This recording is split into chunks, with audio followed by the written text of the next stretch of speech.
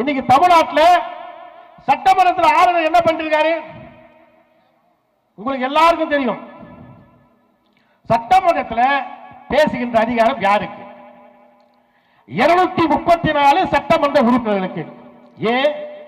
அவங்க தான் மக்களால் தேர்ந்தெடுக்கப்பட்ட உறுப்பினர்கள்.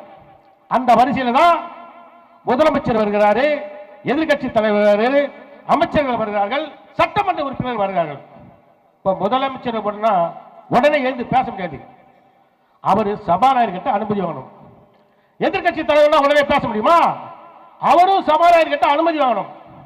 ஆக யார் பேச வேண்டும் என்றாலும் சபாநாயகர்கிட்ட அனுமதி வாங்கணும்.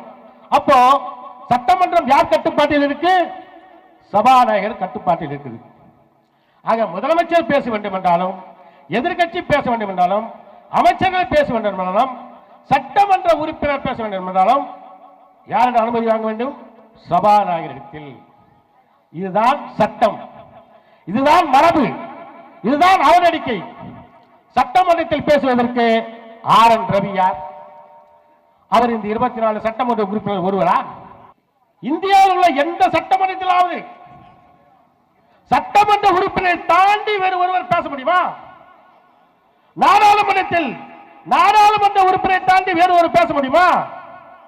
இந்த அடாவடி தனத்தை இந்தியாவில் எந்த சட்டமன்றமாவது அனுமதிக்குமா? நாடாளுமன்றம் அனுமதிக்குமா?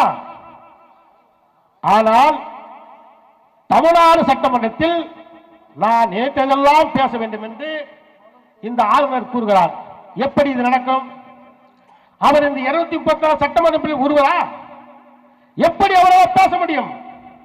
பாஜக ஆளும் மாநிலங்களில் இப்படி அவரால் பேச முடியுமா?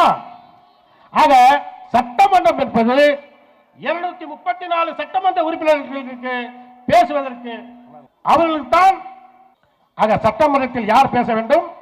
சட்டமன்ற உறுப்பினர்கள், சபாநாயகர் உட்பட அவரும் மக்களால் தேர்ந்தெடுக்கப்பட்ட உறுப்பினர்.